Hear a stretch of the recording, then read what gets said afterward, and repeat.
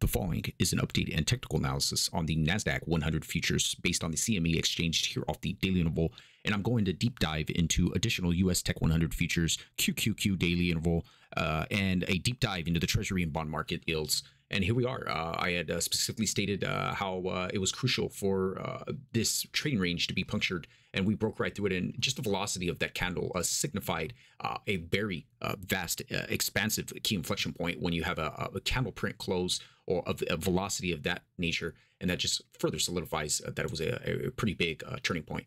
Again, I had mentioned we still have those negative and bearish divergences still intact, whereas I mentioned popping back into this trading range was going to be very crucial to hold the 15,980.76 price resistance to potentially keep those intact, those negative and bearish divergences intact, as well as the divergent high where we could have extended this divergent high. And that's exactly what happened. And really to the button, no daily solid candle close up above, and the entire trade thus far was good for, call it a 2.9% crash, almost a 3% move to the downside, especially if you're leveraged in a trade of that significant magnitude.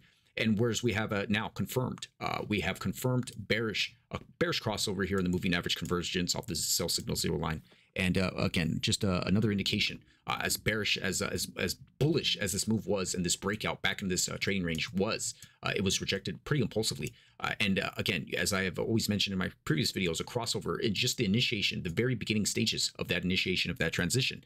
Once we cross over that, that lies a significant turning point in the technical momentum indicator dimensions, where you could have that slip slide and invert the bearish crossover to the upside. Well, now we are back to the bottom of the primary trading range as a whole here. That is a very key inflection point. Call it the 15,486.30 price support, which is the bottom of the trading range. Whereas again, I had mentioned the technical analysis and the price action of this range was heavily defended each time it was met, and then broken down once it was taken out at that key level. And what's more significant here is the triple line of inflection points, whereas we have this primary reactionary high downtrend line off the 2021 November highs here. And that is a key inflection point, but with pure validation really across the board there, with multiple reactionary highs across the board and across that space. So you have what I've added, this new primary reactionary uptrend line off the May reactionary lows. Very significant support level in price zone, and it looks like we may have already had a small tilt of reaction there, but you have the triple, you have the bottom of the primary trading range, 15,486 price support. You have the support of the primary reactionary high downtrend line, and then additionally the bottom of this primary reactionary low uptrend line. Call that major support there. That is as big as a support level as you can possibly get there. And so long traders, long buyers, if you're bullish on the Nasdaq right now, I could only suspect some shorts honing in on to potentially cover the profit that they had made on that initial drop there. It may be covering for a more convincing breakdown if and when we get a solid daily candle close below that key inflection point. Short sellers, bear traders want to see a big breakdown of that magnitude, which in my opinion would send us reeling down to that next level of 15,130.26 price support there, and then probably a much larger drop down to that 14,871.48 price resistance, price support there, which will correlate with the 50-day moving average hovering in up above. Call it a dual line of resistance. As far as long traders, bull traders, they need to defend this level really at all cost here to gain and continue the momentum of that price action and ultimately re-challenging the 15,980 price resistance up above. And they want to see a nice solid daily candle close up above that key inflection point for a much larger move right back up to the top of that trading range, challenging its existing all-time highs there. And that would spur even more health back into these key technical momentum indicators for a continued move to the upside and much larger RSI divergences. If you take this level out, there's the odds only increase of a potential burning out phase of the negative and bearish divergences that are indicated, that have just grown much larger over this expanded time that were created throughout this span of time. So again, nice risk reward ratio to the long side as well, setting some stops below, if not your additional scaling in process, back down to pretty decent support there at that 15,130, whereas we could even have a potential breakdown, and then a re-challenging right back into that space. Now, if we take this level out, it's gonna be pretty bearish, because you'll have a false breakout and then a momentum fueled overshoot, cracking just an insane amount of support levels here for a big move to the downside. If and when we take that out. So we'll see what happens. Again, bull traders, long traders, talk about a nice clean buying zone for any long traders here off the Nasdaq 100 futures. And deep dive as quickly as I can into the Treasury markets here off the 30-year yield off the daily interval here, whereas we have a primary reactionary high downtrend line off the 2022 reactionary highs to validate this inflection point. And here we are dancing on the 382 fibs retracement, 3.893 yield. And that is a pretty significant price zone. Whereas you have the 50-day moving average, call it a triple line of inflection points. And these yields begin to rise here. And if we bottom out in the yields, especially off this primary reactionary low uptrend line off the April 2023 lows, and we have that next leg of yields shoot to the upside, you're going to put extended pressure on the Nasdaq 100. And we'll zoom back into the 10-year. We'll take a nice clean, just talk about a multi-year primary reactionary low uptrend line of support here. Big inflection point for yields for quite some time now.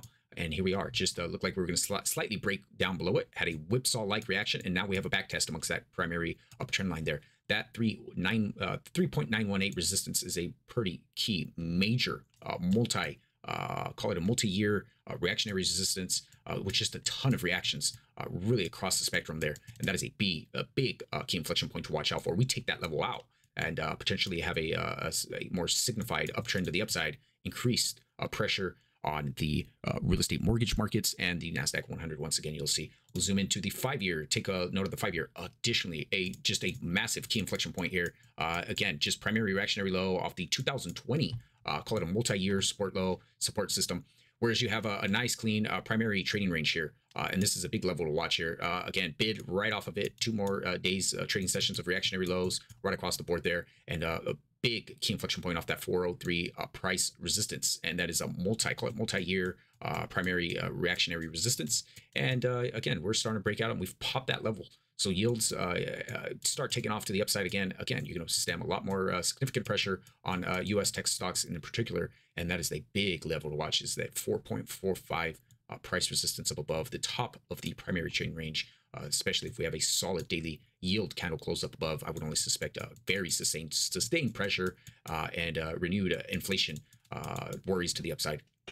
Take you to the 2-year here. And again, we're on a pretty key inflection point, I believe, off the short end of the curve here, minor reactionary uptrend line here, and it's been defended pretty heavily there, whereas you have the 50 exponential moving average hovering in up above. And again, it looks like it could be the peak and bottom of this key inflection point. And we'll take you out to the US Tech 100 here futures off the daily interval. And again, just a key inflection point. We're right off this primary reactionary low uptrend line.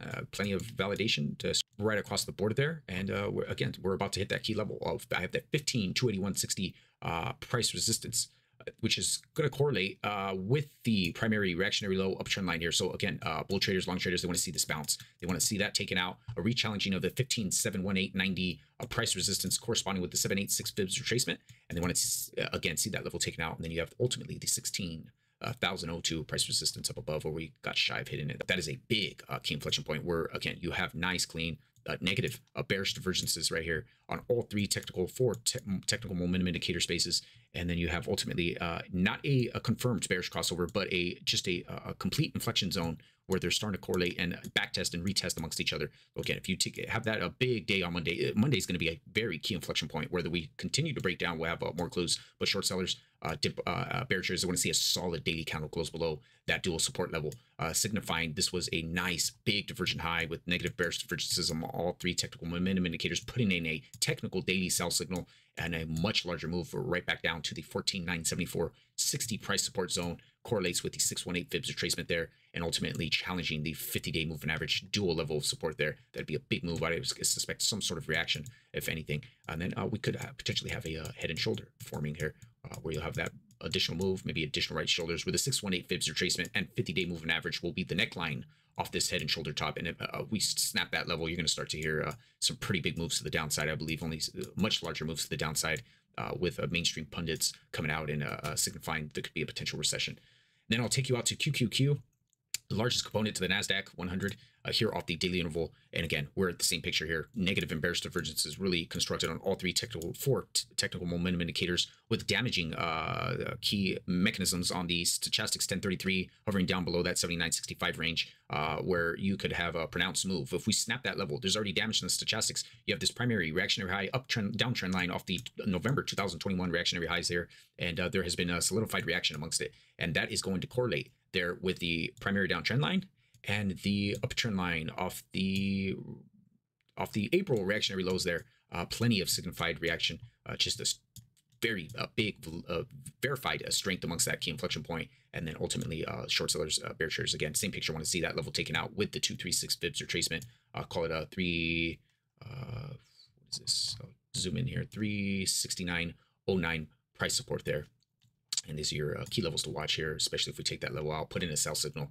You'll see me come out and make a video on a sell signal if and when we get there and hit some of these key inflection points. But again, bull traders, long traders, they need to step in here to avert a sell signal and strengthen that move and that price action and gear towards that. This was only a healthy pullback for a much longer and healthier rally, sustained rally to the upside to re-challenge all-time highs there and ultimately take out the 382.27 price resistance and the 389.30 price resistance. So I'll keep you updated if I see any more significance in the charts. We are at a monumental key inflection point within the U.S. tech space and the bond and treasury yield markets. The following is a technical analysis on the U.S. 500 S&P 500 futures here off the daily interval. And upon close observation, the U.S. 500 futures market appears pretty elusive in the perception, with a ton of haze, in my opinion. Even the inclusion of the SPY, the largest component to the S&P 500, fails to offer immediate clarity for me, prompting me to zoom out and finding some meaningful support and resistance levels that I found necessary to extend the intervals of examination, diving deeply into the 3-day interval in search of any relevance and understanding. But I'm going to cover the Russell 2000 futures, which I think presents themselves as a pretty intriguing, distinctive entity. And out of all the indices right now that are currently trading, I'm eager to dive right into that. But here we are. We have this primary parabolic state uptrend line, plenty of wicks reactions, primary reactionary lows that strengthen the validity of this colossal uptrend line there. Whereas we have a dual line of support there coinciding with the 44.97 price support there. That is a pretty crucial inflection point where bull traders, long traders, they want to defend this key inflection point really at all costs to continue the momentum in the price action of this record-breaking rally since the beginning of the year there. And as far as short sellers and bear traders, they want to see a solid daily candle close below that key inflection point, putting in a sell signal. There is no hard definitive sell signals. There are no distinct divergences that I have witnessed upon, but these are some key levels to watch coinciding with that dual support level, and they want to see that go retest that 44.40 price support there, whereas you have the 50-day moving average hovering in up above, call it the 618 fibs retracement, 43.29 price resistance, which would be an excellent move to the downside. You could potentially start having, reminds me a little bit similarities with the Nasdaq 100 with two left shoulders, where this could be up the potential head, and then you bounce and have additional shoulders, whereas they are correlated pretty closely together. Whereas the diversification is really across the entire financial spectrum in all 11 sectors of the stock market. But again, that would be a big level to watch, and would also include the primary neckline if we get a candlestick bearish continuation pattern of this magnitude of a head and shoulder looking top there. As far as bull traders, these are some key targets to risk reward ratio, set some stops below, and target in on some of these new key levels, 46.40 price resistance up above, and the 47.1840 price resistance up above. Do not underestimate the possibility of new all-time highs. That is, labor market is still intact as well.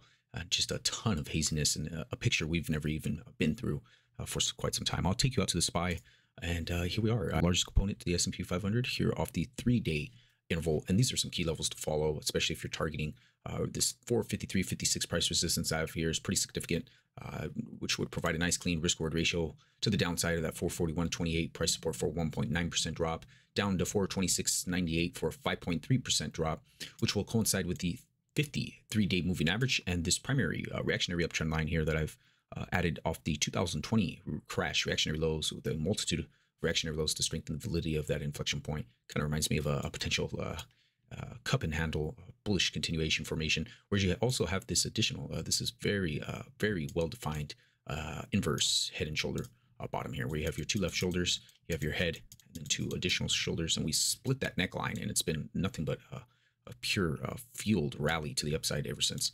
These are some key inflection points to watch and to hone in on, where the risk reward ratio definitely favors a move to the downside as of now, whereas bull traders, long traders still want to continue the momentum to the upside.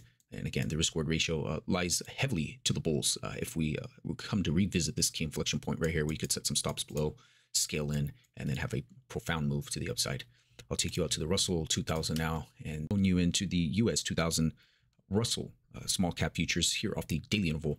where I do have some significant turning points here, where we have this primary concealed, call it a concealed reactionary downtrend line, plenty of continuous reactionary lows, reactionary highs to strengthen the validity of that price zone resistance. And right across the spectrum, you have it's pretty significant price support. No divergences. There's nothing too extremely bearish. Where you have the 382 fibs support here, right at that key inflection point. Bull traders again want to defend that key level and re-challenge that primary concealed reactionary high uptrend line and have a solid daily candle close above it, backtesting and then re-challenging that 2023 price resistance there, which will coincide with the 50% fibs retracement, a profound bigger move to the upside and a re-challenging. I've added this additionally a primary minor uptrend line there for any bull traders, long traders, corresponding with the 1899.30 price support there. And that is a significant, major price support level there. A multitude of reactionary highs, reactionary lows, really across the entire spectrum of that support zone. And that is a big level to watch there. If and when we even come back to it, the bull traders, long traders take this rally off, but that would be a nice clean and a continuation of higher highs and higher lows to sustain a continued uptrend to the upside there. It was a nice clean. Well, the only thing that I had mentioned and I had seen was these near-term exaggerated positive divergences with a nice, beautiful, bullish falling wedge pattern. And I wish I had seen that earlier, because I would have played that for breakout, backtest, secondary backtest. You usually see a continuous backtest, and that was the catalyst for a much larger move to the upside. Technical catalyst for 15% in gains there. Well, we'll see what happens. I'll keep you updated if I see any of these significant price zones become ruptured and or taken out. And